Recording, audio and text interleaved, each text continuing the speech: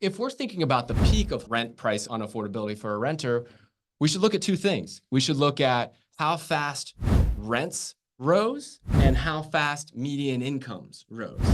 And if we go back multiple years, right? If we go back to 2020 to 2021, 2021 to 2022, you had rent price growth of 10% a year, 15% a year, 20% a year, and median income does not or did not keep up with that.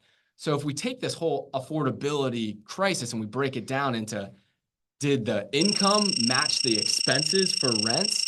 That's where this unaffordability crisis really came from. It was because rents rose so much faster than what median incomes have. So this is like a nuanced point that I want to make, because number one, I want everybody to know that we are living in very tough economic times for the general population. Yeah. I think the rate at which it became unaffordable is legendary in its own right. It's not normal, right? Yeah. But if we look at the factors that have led us to this unaffordability crisis, we can start to think about, is it getting a little bit easier now? Yeah. Is it getting a little bit easier? And long term, are we set up so that this affordability crisis that we're better positioned to take care of it than others? Yeah. So let me tell you about median incomes in Jacksonville, because many of you don't know this. Median incomes in Jacksonville are one of the biggest success stories as far as growing median incomes, especially over the last year and over the last 5 years specifically. And so I put the stats together here. Now, this is to show what has happened with rents and median incomes over the last year. And by no means do I want to promote that we are not sensitive to the affordability crisis and challenges that we have.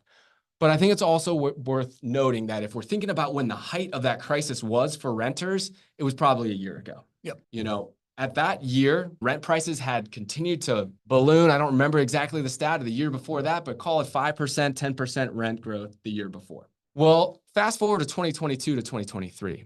Here's the median household income in Jacksonville. It actually went up 6.4%. And the median rents in Jacksonville went up 1.5%. Pretty good. So if we're thinking about when was the height of that crisis for a renter, it was probably 1 year ago. Now, it's not easy for a renter today, but this is a very good sign. And the projections going forward are that median incomes in Jacksonville will continue to rise.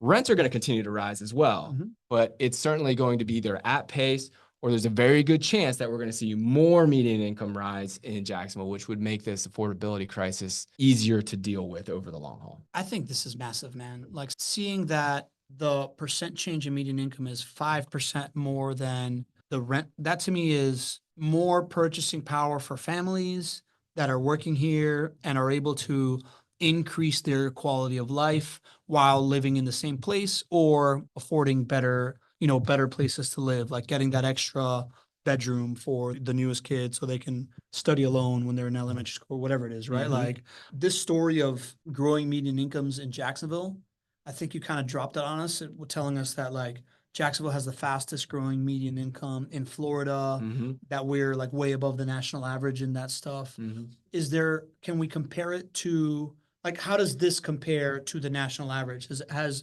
median income gone up everywhere? I know that we're doing a little bit better than everybody else, but like, how does it compare to rents? Excuse me, in terms of rents overall, or Yeah. just median incomes? You know, overall, our median incomes have risen a lot more in comparison to rents than what other, like the national averages. And I just know that because, you know, I look at these stats that I'm about to share with you here. Just looking at median incomes for Jacksonville compared to the nation overall, we have gained our median incomes, was it over 90%, 91%? Yeah. Our median incomes in Jacksonville have risen 91% more than the national average over the last 5 years. Oh, wow. So our median incomes have grown, and this is great to share the slide right here. And by the way, guys, as always, we offer these slides available for you. If it's something that you would like, have these slides. You can text Tara 904-293-0341.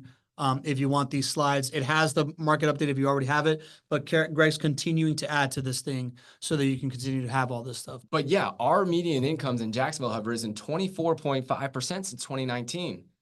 The U.S. average has risen 12.8%. I mean, that's staggering growth there on the median income side. Yeah. So the affordability of Jacksonville, because median incomes have gone up so much, it's actually become more affordable over the long haul. Yep. Right. And then over last year, we got to keep watching how much our median income's growing, not just how much our rent's going up, because that's what's making all of the headlines. And I understand why.